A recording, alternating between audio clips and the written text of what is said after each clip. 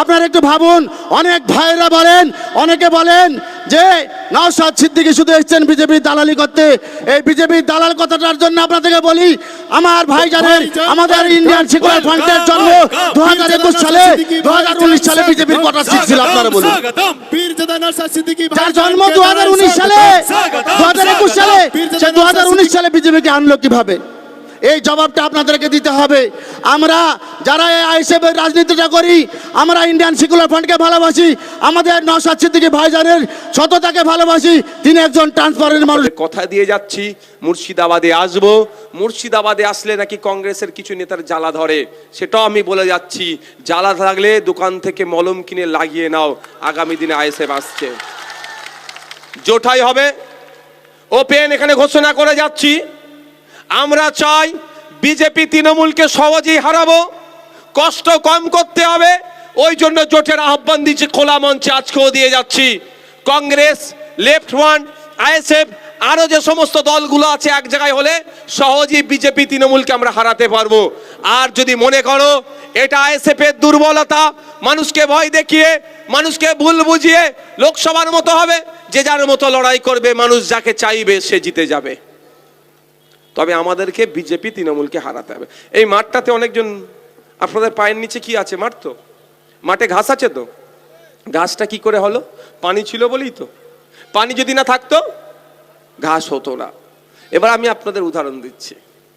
আর ঘাস থাকলেই কি আসছে? গরু ছাগল আসছে, হ্যাঁ, ডিস্টার্ব হচ্ছে, কারণ তারা বাথরুম টাথরুম করে দিচ্ছে, মাছ নষ্ট হয়ে যাচ্ছে। তো যদি না পানি থাকে ঘাস হবে না, ঘাস না থাকলে গরু ছাগল আসবে না। পানি আসার লাইনটা কে বাবা? তৃণমূল।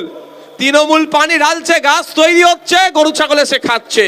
তাই আপনাদের প্রথম কাজ কি করতে হবে? যদি গরু ছাগল আসা বন্ধই করতে চান, পানি আসার লাইনটাকে কেটে দেন, তৃণমূলকে আপনি হারান, বিজেপি আসাই বন্ধ হয়ে যাবে। বাপের বয়সী যারা আছেন তারা একটু বলুন, মায়ের বয়সী যারা আছেন, 2021 সালে ক্ষমতার পরিবর্তন হস্তান্তর হয়েছে।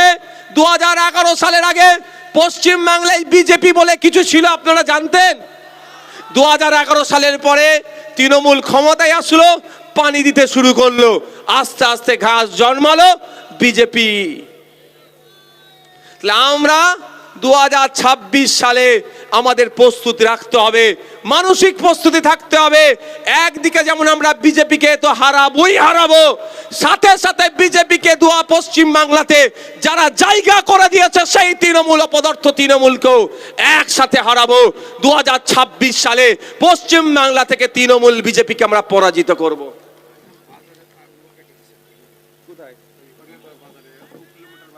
আচ্ছা আচ্ছা,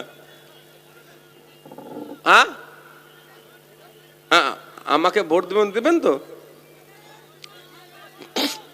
আমি একটা কথা বলি, এখন তো মেশিন চেঞ্জ করার ক্ষমতা আমার হাতে নেই, মেশিন পাহারা দিবার ক্ষমতা তো আমাদের কাছে আছে। হ্যাঁ, মেশিন পাহারা দিবার ক্ষমতা আছে তো? এই মেশিন পাহারা দিবার ক্ষমতা আছে তো? মেশিন চেঞ্জ করার ক্ষমতা যখন হবে ব্যালটে নিয়ে চলে আসবো, সে ক্ষমতা তৈরি হয়নি। কিন্তু এখন ক্ষমতা তৈরি হয়েছে, আমার ভোটকে আমি রক্ষা করার ক্ষমতা আমার আছে। তো আপনি যেটা বলছেন ওই গল্প আর এখানে বাংলায় খাটবে না। আমার ভোট দিয়েছি গণনা কেন্দ্রে, আমার ভোটটাও আমি বুঝে নেব, সেই ক্ষমতা আমাদের আছে, আমরা বুঝে নেব। তাই হরিহরপাড়ার মানুষকে বলবো, কে কি গল্প শোনাচ্ছে দেখার দরকার নাই। আসুন আইএসএফ এর ছায়াতলে 2026 সালে হরিহরপাড়া থেকে একটা নওশাদ সিদ্দিকীকে আপনারা আইনসভার মধ্যে পাঠান। ভাঙড়ের এক নওশাদ সিদ্দিকী যদি 293 টাকা হিলিয়ে দিতে পারে, হরিহরপাড়া থেকে যুক্ত হবে, ফারাক্কা থেকে যুক্ত হবে, শামসেরগঞ্জ থেকে যুক্ত হবে, জঙ্গিপুর থেকে যুক্ত হবে, মোথাবাড়ি থেকে যুক্ত হবে, সোজাপুর থেকে যুক্ত হবে, পশ্চিম বাংলার বিভিন্ন প্রান্ত থেকে নওশাদ সিদ্দিকীর সাথে যখন যুক্ত হবে, এরা অন্যায় করাটাই ভুলে যাবে। আচ্ছা, লাস্ট একটা কথা বলি, আমাদের মাইকের তার নাকি বলছে কেটে দিয়েছে, সনদদা বললো। শোনেন, একটা আমি উদাহরণ দেবো, একটাও শেষ করব। স্বামী বিবেকানন্দের জিন আপনার নাম জানেন তো সবাই? একজন ধর্মগুরু, সমাজ সংস্কারক, কিন্তু সব ধর্মের মানুষ তাকে রেসপেক্ট করে। হযরত মুহাম্মদ সাল্লাল্লাহু আলাইহি ওয়াসাল্লাম ধর্মগুরু, সমাজ সংস্কারক, বড় রাজনীতিবিদ, কিন্তু সব ধর্মের মানুষ তাকে সম্মান করে। এক মিনিট এইটাই বলি, শেষ করে দেবো। স্বামী বিবেকানন্দজির একটা আমি বাণী শুনিয়ে শেষ করব। স্বামী বিবেকানন্দজি বলছেন, সারাদিন চলার পথে যদি কোনো বাধার সম্মুখীন না হও, তাহলে তুমি জানবে তুমি ভুল পথে পরিচালিত হচ্ছ। এত ভালো প্রোগ্রাম হয়েছে, দুটো মাইকের যদি না তাড়ি কাটলো তাহলে প্রোগ্রামটাই তো ব্যর্থ হলো। কারো জ্বলন হয়েছে বলেই তো মাইকের তার কেটেছে, আপনি সঠিক পথে আছেন বলেই তো মাইকের তার কেটেছে, তো ভয়ের কি আছে? যারা মাইকের তার কেটেছে তারা কিন্তু লাইভে সব শুনছে, খোঁজ নিয়ে দেখুন। বন্ধুগণ, আপনাদের ভাবতে হবে, মমতা ব্যানার্জি আমাদের খুব ভালোবাসছে, ভালো কথা। কেমন ভালোবাসছে একটু শুনবেন। গত পরশুদিন রাত্রে আপনাদের মুর্শিদাবাদে মাজহারুল ইসলাম নামে একটি শিক্ষক, শুনলাম তার ছেলে নাকি কলকাতা MBBS পড়ছে, তার মেয়ে নাকি কোনো কলেজের সেকেন্ড ইয়ারে পড়াশোনা করছে, প্রতিষ্ঠিত ফ্যামিলি, বাড়ির সবাই উচ্চশিক্ষায় শিক্ষিত, তার বাড়িতে নাকি গাঁজা খুঁজতে এসেছিল, পুলিশ এসেছিল। আমি প্রশ্ন এখানে মাথায় রাখবেন, পুলিশ কোনোদিন আসে না, পুলিশকে পাঠানো হয়। পুলিশ সম্পর্কে আমরা অনেক কথা বলি, কিন্তু এদের দোষ নয়, এদেরকে পাঠানো হয় প্রেশার ক্রিয়েট করে, যাই করো সেই করো, হ্যান করো ত্যান করো। আরে এদেরও তো পরিবার আছে ভাই, তাহলে এদের পরিবারের মুখের দিকে চেয়ে আপনার পরিবারের কারণে আমি মিথ্যায় মামলাটা দেবে মনে হয়? রাজনৈতিক কারবারিরা আর নালে পুলিশ মন্ত্রীর নির্দেশে এসেছিল। আপনি বলুন তাহলে মমতা ব্যানার্জি এই সংখ্যালঘু প্রেমী? একটা শিক্ষিত পরিবার ধ্বংস হয়ে যেত তো, পরিবারের গ্রামের মানুষজন বেরিয়ে এসেছিল বলে বেঁচে গেল, নালে হিরোইন না কি মামলাতে কি হতো, অবৈধ গাঁজা ফাজা ব্যবসাতে কি হতো? তাই আপনাদেরকে ডিসাইড করতে হবে, সামনে 2026 সাল আসছে, আপনারা কি করবেন ডিসাইড করতে হবে। মমতাকে বাঁচাবেন না সম্প্রীতিকে বাঁচাবেন, আপনারা ডিসাইড করুন। মমতাকে বাঁচাবেন না মন্দির মসজিদকে বাঁচাবেন, আপনারা ডিসাইড করুন। আপনারা সিদ্ধান্ত নিন, মমতা ব্যানার্জিকে রাজনৈতিকভাবে বাঁচাবেন না শ্মশান কবরস্থানের জায়গাটাকে বাঁচাবেন। আপনারা সিদ্ধান্ত নিন, মমতা ব্যানার্জিকে রাজনৈতিকভাবে ক্ষমতায় রাখবেন না বাংলার যে আমাদের যে ঐতিহ্য, যে কালচার, সেটাকে বাঁচাবেন। আপনাদের হাতে নির্ভর করছে।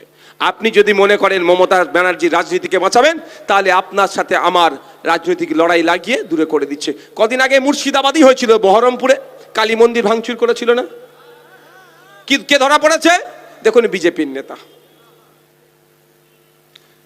দক্ষিণ 24 পরগনায় একটা মূর্তির গলা কেটে নিয়ে চলে গেছে, কে করেছে? দেখুন কে।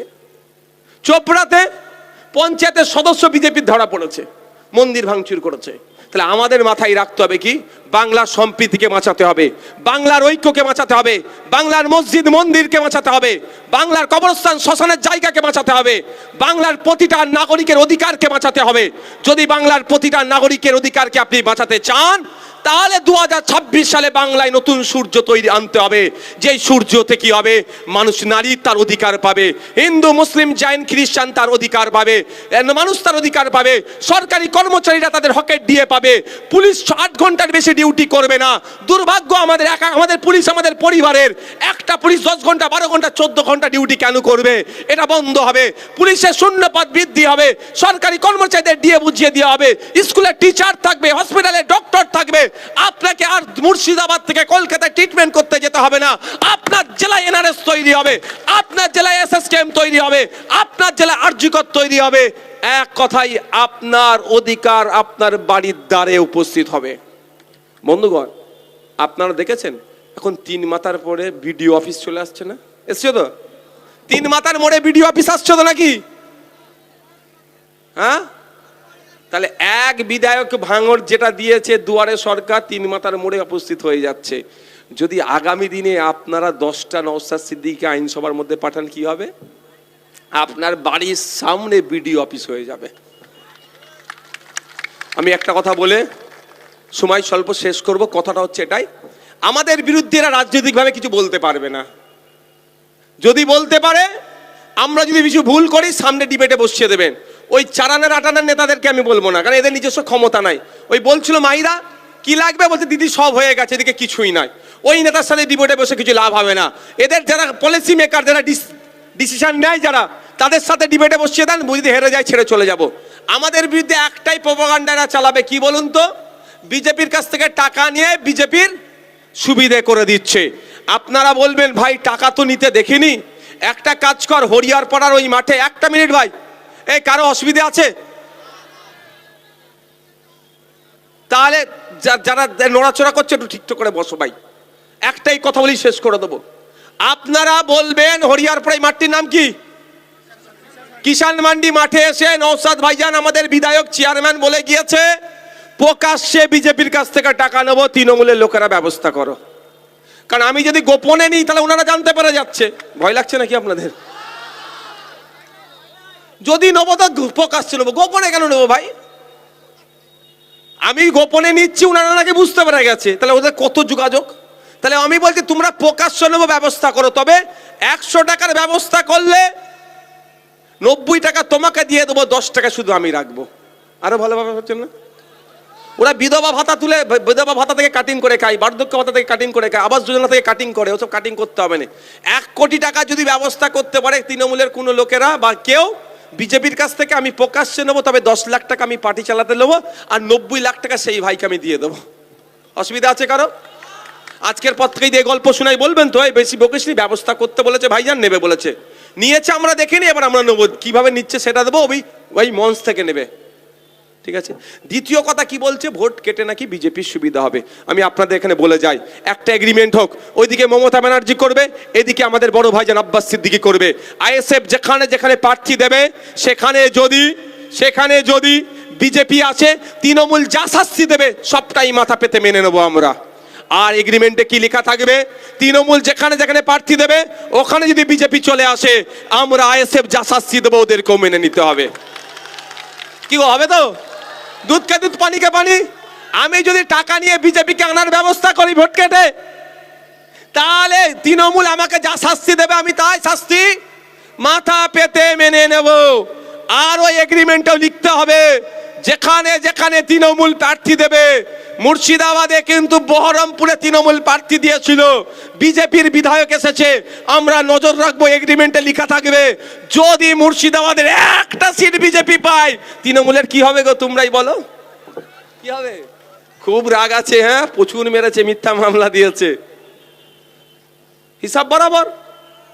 আমার বুকে সাহস আছে, আমি এগ্রিমেন্ট করতে প্রস্তুত। মমতা ব্যানার্জি সত্যিকারের অর্থে যদি বিজেপিকে আটকাতে চায়, চলো এগ্রিমেন্টে আসো। পারবে? ও তো এগ্রিমেন্টকে ও তো বিজেপিকে নিয়ে আসছে ভাইপোকে বাঁচাতে।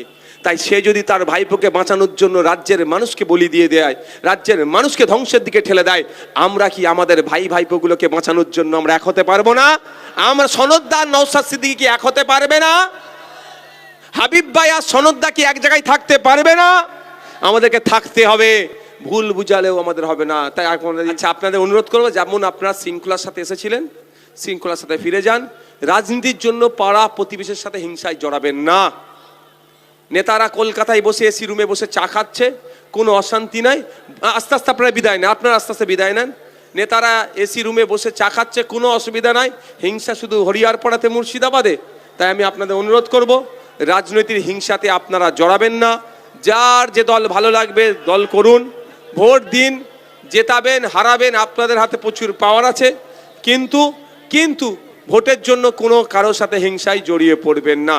সকলকে ধন্যবাদ জানাই যারা এসেছিলেন, ধন্যবাদ জানাই মিডিয়ার বন্ধুদেরকে, ধন্যবাদ জানাই আমাদের মুর্শিদাবাদ জেলা নেতৃত্বদেরকে, হরিয়ারপাড়া বিধানসভার নেতৃত্বদেরকে, ধন্যবাদ জানাই প্রশাসনের বন্ধুদেরকে, যাদের সহযোগিতায় সুষ্ঠুভাবে আজকের এই প্রোগ্রাম সমাপ্ত হলো।